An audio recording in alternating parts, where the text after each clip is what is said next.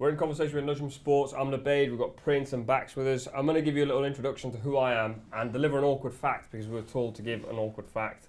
And mine was easy, to be fair. But firstly, I'm a sports presenter. I work for Sky Sports, BBC and various other platforms. My fact is hilarious. I literally just had a trim. I got in the car after I had a trim, drove down here, and then as I was in the car, I had no idea what my hair looked like because the mirror at my barber's was broken. Don't know why. People are out to get me. Sat in the car, did an Instagram story. I had no idea my hair looked like this. And my wife texted me saying, "You cannot do your interview looking like that." Wow, what's wrong with it? Hey, you haven't seen me on a normal day. Oh, I look like Godfather. We only know him like this now. Yeah. Next time you see me, you're gonna be like, "What's going on with your hair?" But yeah, that is the fun fact. Prince. Okay, so my name's Prince. I specialise in athletes' mental health. I'm a social entrepreneur. I come through Nujum Sports through Bakayoko, a very close brother of mine. Fun fact did you say? Awkward, I think. I think the term is awkward. My awkward fact for today, I can't even. You've had 20 minutes. I can't even think of one today, but I didn't even know how to do one, I thought it was just you. But I don't know, man. I can't lie to you. I don't know what awkward fact for today. Alright, I'll go back to that. Come back to you. Go on back. My name's Amadou Bakayoko. Play for Bolton. I'm a Muslim black athlete. And awkward fact. Someone gave me a phone call today and said 20 goals Bakayoko. That was an awkward fact. What, someone you don't know? No, I called him, sorry. Oh. Okay. Prince, you got one yet? Awkward fact. That was awkward though, wasn't it? No. You don't think it was awkward? No, someone just called you, said 20 goals back, you were like, yeah, cool. Put the phone down. Awkward fact. One of the reasons I was trying to get you guys to do it is because I was really hungry. I was thinking about food to go and get something to eat. Only joking. Thank you for that. All right. How are you involved in Nujum Sports? So I'm not actually involved, but hopefully one day we'll be able to, connect somewhere. Job. Yeah, you get me.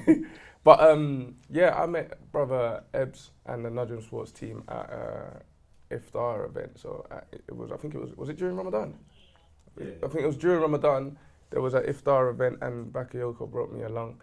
And then it was then I was first made aware of the amazing work that Nujum Sports are doing for, the Muslim athletes from the levels, from Premier League levels all the way down to League One and so on and so forth. And it was then I was made aware about the amazing work that they're doing. So yeah, may Allah bless them. Back, same for you. Yeah, Ebbs hit me up a long while ago, but I think I had a few, or just some of the players that I knew who introduced me to it and spoke to me about it as well, so I found out through them. My story is random. Yeah, how about you? We were just chatting about LinkedIn, right? And I saw that Ebbs looked at my LinkedIn, and I was like, who's this guy? And then clicked through, and then literally the next day I saw a BBC story, which I actually got asked to report on, and I think I was ill or whatever. Oh, wow. And it was like, Nujum Sports are working with, and I was like, I need to chat to this guy. And now, here we are, sat with you two at Bolton Wanderers. And we were just saying before, Bolton Wanderers fans, wherever you're sat, you've got a hell of a turf. You've got what's the technical term for them? The light thing that you have on the. Anyone know? Not sure, Anyone know? The technical term for there's the. You guys can tell us in the comments. Sunlands, weed grower. Yeah. Oh, is there a reason why they're there? Yes, to make the pitch regrow. For the grass. Oh, no way. Yeah. I think because they had the rugby on there, so they've cut the grass, and then now we're just trying to get it back in it because we're like a bit high. Yeah. Okay. Yeah. That's how it is, That's amazing. Yeah, proper nice random. How do you two know each other? Me and Bakayoko, we met a few years ago actually. It's been quite a bit of a long time now. And we just, how did we meet, bro? I went to London, didn't it? Yeah. London, through socials first. Yeah, it was through social media first. And then he came London and we just, our relationship was just like we've known each other for years. And then through his career, like through the time that I've known him, I've always tried to, be there for him mentally, from a mental fitness standpoint. And yeah, man, he's my bro, man. I just always try and motivate him as much as I can. And just lovely watching his journey and seeing him flourish and seeing him become the man he is outside of football as well. Because many people who know Baka would definitely vouch and say this guy's an amazing guy, he's a lovely brother, on and off the pitch, Yesterday he scored yesterday, so we need to celebrate for him today because he scored a banger. The whole club was talking about it as we was coming in. And it was the start of a comeback as well, because I think you won Yeah. in the 98th minute. Yeah. You were just saying before you went off to celebrate. Yeah, literally, no one was there with me, but it's fine. But obviously, the way I approached him on social media of meeting him was, just looking through his stuff, and I thought, I'm seeing a brother, and I said, yeah, I found out he was obviously Muslim, but it's something I could relate to, and I thought, I haven't got really many Muslim black friends around, so obviously I met him through there, and I just thought, let me just hit him up and see what he's doing. He's quite motivational speech on his social media, so I thought, let me hit him up, and then we chopped it up from there. But meeting him face to face was the one that hit me, because it was just exactly the same, but it made me feel a bit more as in closer to the religion. But again, the way he is as a person as well, and we just connected from there. You said you don't meet that many black Muslims. We were literally just speaking about this actually. It's quite strange that you immediately get profiled as either black or Muslim. Yeah. Have you found that to be true, or? Yeah, definitely. Especially obviously playing football. So no one really goes and asks, what religion are you straight away? They just say where you come from. And obviously, I've been to a place where I've told someone I'm from Guinea, Sierra Leone, and I've said I'm Muslim, and then they've 2 weeks later they've come back and asked me the same thing. Really? Yeah, it's happened a few times. So it's one of them, it just doesn't have a process through the mind where, people don't tend to think, they just think, it's black African, and then that's about it. But, sometimes I think, is it the way I portray myself in terms of in the change room or in and around the football places? Because, it's not like we wear the gowns every day in training or something, so, I look at it in both ways. What do you think about in terms of Islamophobia in football? Is it highlighted? Is it a big deal? Is it something that is very prominent, or do you don't really find people being racist towards you in it because of your religion and so on and so forth? Yeah, it's not as much highlighted, I don't think, anyway. But again, it goes off, do they even know that I'm Muslim, first of all? But from my experiences, if I'm honest, I've really had no big issues at all. But looking back at certain things now, a lot of people just not knowing that you was Muslim, I think it more affected me than obviously them, but just letting the world know kind of who you are and all sorts of type of thing. But yeah, I don't think there's too much from what I've experienced. It's quite interesting because obviously, in my world, I think it exists prominently, in every walk of life. Because I think a lot of times, many Asians doing what you're doing, bro. Yes, many Asian Muslims that are doing what you're doing, bro. It's rare, and I think maybe I'm wrong, but I think in higher level of football, clubs provide halal food, and there's a bit of an understanding of what Islam is. Whereas I think in media, it's almost like no one Muslim exists. So if you go somewhere and you ask for halal food or whatever, the answer normally is, we've got veggie pies, which I think that's crazy. If you walk down the high street in Manchester, out of 10 places, you'll find 9 places that have vegan food, 1 place that has halal food, which I think that ratio is absurd to me. Do you ever come across people who are Muslim footballers or just Muslim, but find it hard to be Muslim because of their environment? Mad you say that, Wallahi, that was a thing that was just in my head right now. But I don't know, majority of friends of mine who are Muslim, they're not shy about showing that they're Muslim. And I feel like right now, in a time where, a lot is going on, that's cool, and that's good. But I do feel as though there are certain Muslim athletes that are probably shy to show that they're Muslim. I do feel like that, because not to say that they need to put it all over their social media, not to say that they need to show every minute when they're praying Salah and stuff, but it's just showing that you're Muslim and your faith. It's inspiring for the next generation of young Muslim athletes that want to become football players, because they then know that, I don't need to shy away from who I am. This is my identity. I am a Muslim, I am a black Muslim, I am an Asian Muslim. I don't need to shy away. I don't need to take away the Islamic side of my life to be successful or to be a prominent football player, you know. So yeah, I mean, what do you think, though? Do you think there are, you know, a few footballers that shy away from it because maybe because of the controversy and stuff? Or? No, I agree with that. Like, you know, I've spoke to players that I know that are Muslims, and they've, like, no one else would know, and they've kind of not expressed it or even, you know, mentioned anything to anyone. And talking about the foods as well, like stuff like that, being at training, they should know. Yeah. They should let you know. But I think there's a lot of players that probably haven't spoke about it or said, yeah, I'm Muslim, I need halal food, this and this. I've just, most of the time we just kept it going, but which is wrong. But as you say, this day and age now, where it's like a lot of people are more open, and I spoke to a few brothers that Ebbs has introduced me to, who've been shy of saying that they're Muslim. Like now it's a very open thing, and then meeting up with them in certain places, it opens your heart up and then more express your religion a lot more. I think so recently it's helped massively. It's a big like comfort thing, isn't it? Because on one end you got like Paul Pogba, who you see like post picture of himself at Hajj, and then on the other end, the reason I'm asking you that question is because I've definitely had that thought when I've been in a room. Yeah. So we're sat in a room now, and I think everyone's Muslim in this room. So I'm kind of going, if someone rolls in here and says, "What do you want to eat?" I'll happily say I'll have halal food. Yeah. But like in the space that I'm in, if this was a different room, I'd probably be like, I'll just have the veggie patty. And mainly because you don't want to make it. It's terrible to say it this way, but you don't want to make an issue. But like obviously it's not actually an issue. It's just a normal thing. Yeah, of course. I mean that's also the aspect of, let's say it's time to pray. Like our prayer's too scared to say like, listen, like, can I just find a little spot there? Can I pray? Like, and I was speaking to another player who's Muslim, and we had this conversation, and he was saying, yeah, Wes, man, I know enough players that don't want to show that Islamic side of them, and they come from backgrounds of being born Muslims. Strict, yeah. Do you know what I'm saying? Strict Islamic backgrounds, but they don't want to show that. They don't. Like, but it is hard in football. Like not that it's hard, but when you come into an environment of football, there's so like I feel like we're a bit closed in with a lot of stuff, and not just with religion, but a lot of things in total. People in the outside world, they see things different to how we would. And obviously it's changing slightly now because people are expressing themselves a bit more, whether it's on social media or podcasts and whatnot.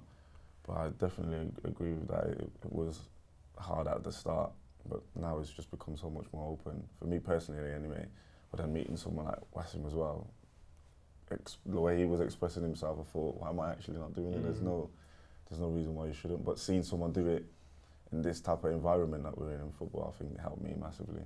I think in football, it's like it's a very lad-dominated environment. So there's a lot of sort of focus on being like everyone else. Certainly over the years, like even from a mental health perspective, which is probably where you've had most of the experiences.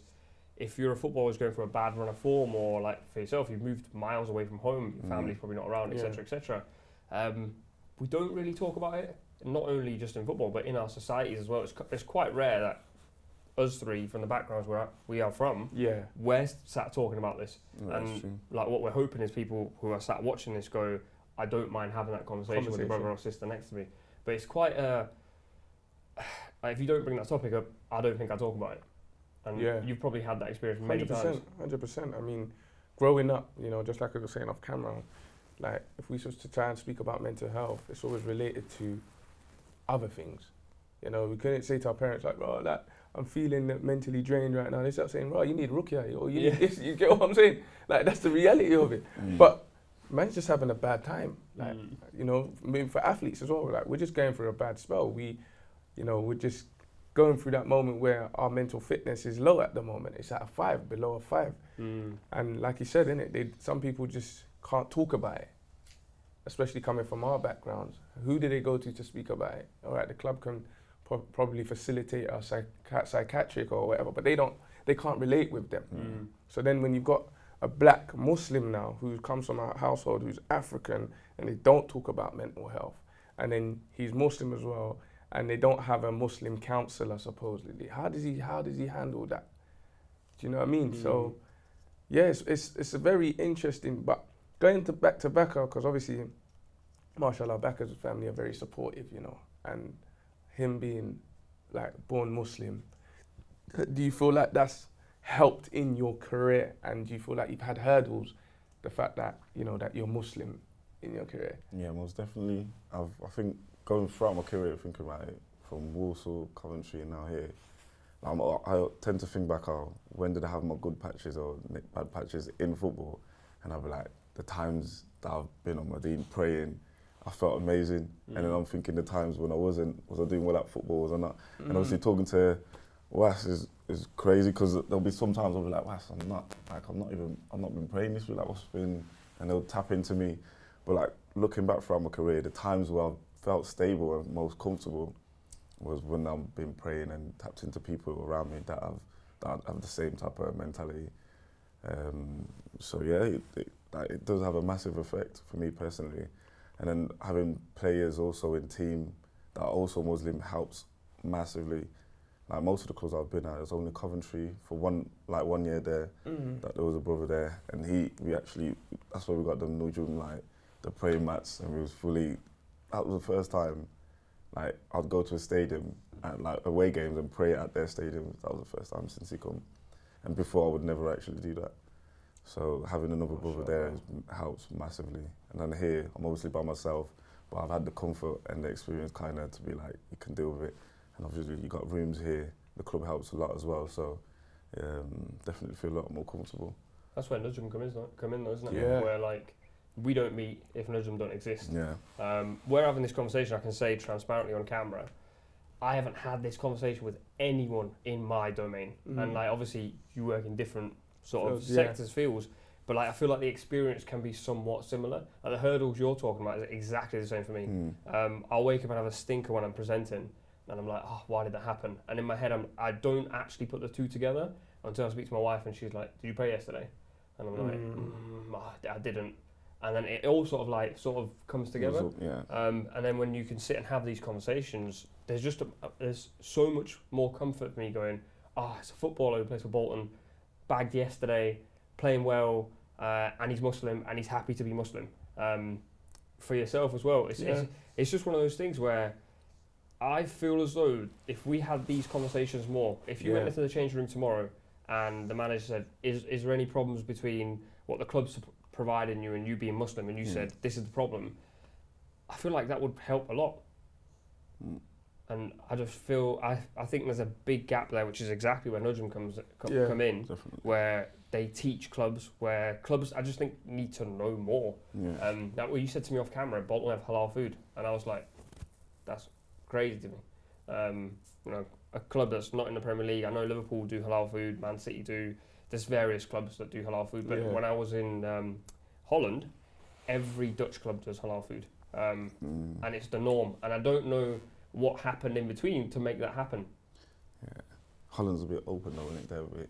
They're open to everyone kind of thing. They respect what day is. You need to take your time, build your stages up, and then get to it. But no, I definitely agree. Would you say, what makes you say Holland's open? And I lived there for 4 years. Yeah, I know, but like, so what is it? What is like the barrier here that's stopping the openness? I don't know, because I was quite young, but looking back now, and to be fair, I know like a few Dutch players as well, but looking back now, when it comes to like respecting people's culture, religion, like I think they're a lot more open, than England. And it's not to say obviously now it's changing a lot, but I really don't, maybe because there's a lot more Muslims abroad over there. But no, I really couldn't put a hand on why, but I think they're a lot more open-minded than here, and I think a lot of people are changing to it really. It's crazy also that you go from playing in England for Bolton to then playing for Sierra Leone. What's the atmosphere like in terms of difference? I imagine it's completely different, isn't it? Yeah, massive. The pressure of international is different. If you don't win the game, oh boy.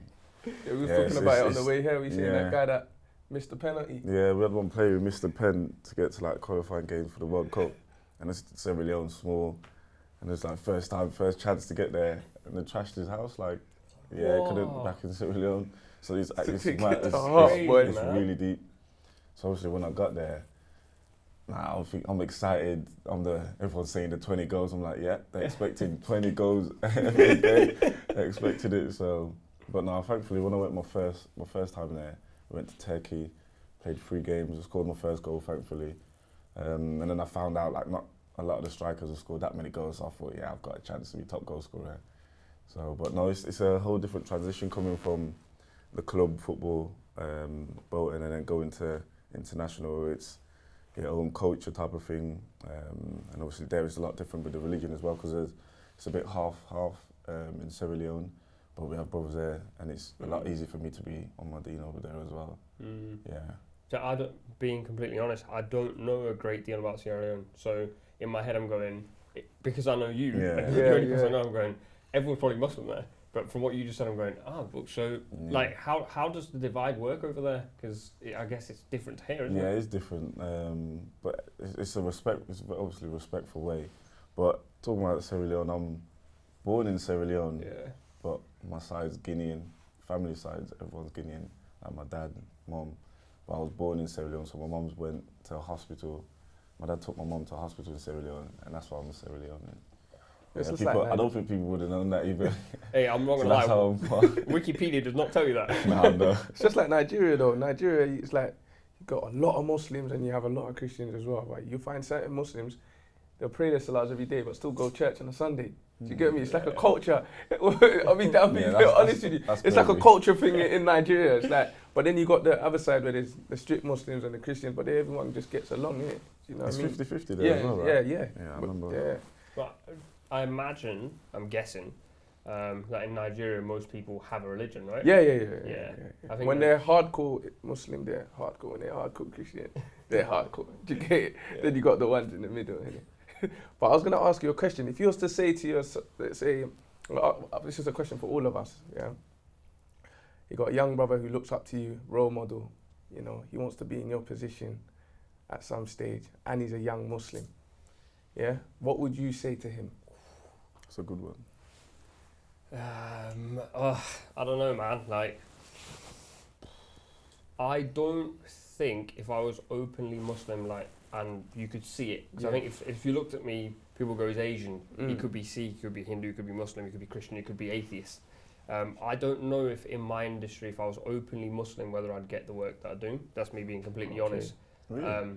Yeah. There's, like, South Asians don't exist in this space, and I'm like clambering all over people to try and figure out why that is, and no one really has an answer. I mean, there's not many South Asian footballers as well.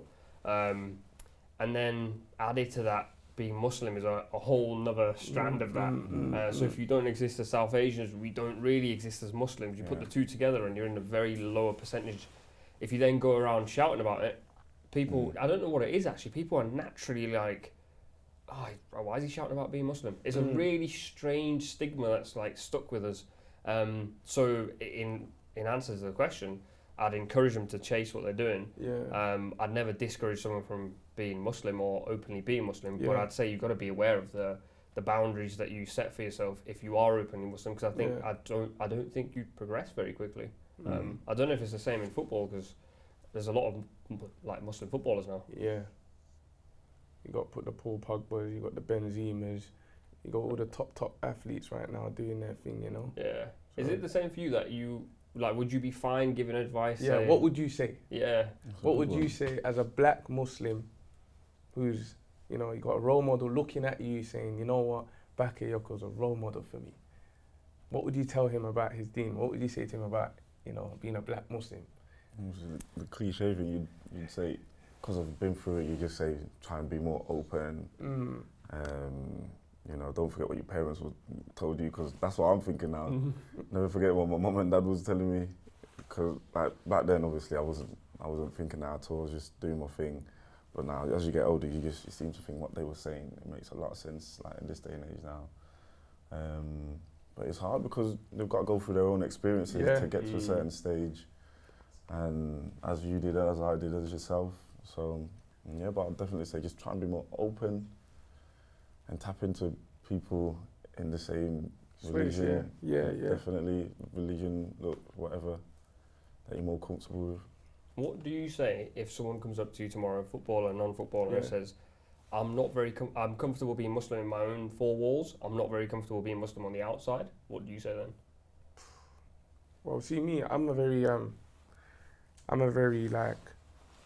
type of person that what you see, what you get in it, yeah. So if I was to answer that question, I would tell them to always be you, innit? Always live your truth and always be you. Like, so it'll be very hard for them to interpret it. Like, oh, what does West mean? Like, you know, like, what does West mean? Like, always be you. Like, well, why do you find it hard? Why do you find it, you know, hard showing that you're Muslim outside of your four walls? When you dissect that, okay, well, because the type of people that I'm around, they're not really accepting of it, or, you know, I'm having this peer pressure, or, well, then you need to work on not caring about those things. Yeah. Do you get it? From a mental fitness standpoint, that's not even good for your own mental health. So then you need to stop worrying about those things. And then the third thing will be like, well, that's your identity. Yeah, live your truth. You know what I mean? If that is you, like I said, I'm a strong believer of whatever's written is written. So if me being a black Muslim is going to hinder or my success, well, Allah's going to open up other doors for me. There's always going to be other doors. So, I mean, that's how I think. So that would be the explanation and the advice that I would be giving them. Be you, always live your truth. And if you're having doubts and thinking, oh, me being a black Muslim or showing that I'm Muslim is going to hinder my bag, well then you need to change that, because Allah's the writer of all risk. Do you know what I'm saying? Allah's the writer of what's going to come for your food on the table tomorrow. You know, recently I've been doing a lot of research on the black Muslims who contributed towards Islam and that was around the Prophet Muhammad sallallahu alaihi wasallam. And although a lot of people know just about Bilal, there was more than just Bilal. There was Anas bin Malik, there was many others. So recently for me, it's been empowering for myself. It makes me want to show that, like, it's not just Bilal, you know, that was around Prophet Muhammad sallallahu alaihi wasallam. There's more. You get me? So it made me more stronger in my deen to say, yeah, I'm a Muslim, and I'm not just a Muslim because I inherited it because of my father being Muslim. I'm a Muslim because I'm understanding why I'm a Muslim. I'm understanding the history of Islam, the black Muslims that was around and contributed to this beautiful religion that we have. Just like yourself, there was many South Asians companions, there's many Turkish, many Asians, many blacks. You get what I'm saying? So when you start to understand that, Islam becomes more easier for you to show. So for the person that I'll be speaking to, I'll be telling them, listen, once you start to educate yourself on why you are Muslim and you understand Islam and you understand the history of where you come from and what that's contributed towards Islam, you will never try and shy away from it. You'll hold that like a crown, like, yes, I'm Muslim, I'm proud, and whoever loves me for who I am, alhamdulillah. And those who don't, Allah's got another door for me. So that would be my answer. I know it was a bit long, that's but I'm just a very in-depth person. That's what I'd say to the younger me. It's hard though. It's like you said, like, if you don't have the experience of going through that period, you don't get to this point, innit? Of course. Yeah. But looking back now, I'm thinking the times when I've tapped into the religion and like go off like, let's say YouTube and or like books and read, when you tap in, you just feel unstoppable. You just feel like, yeah, I'd say that to myself. I'd say just tap into it more and stay like learning, because the more you learn it, you just feel it and you just continue. So I'd say definitely that.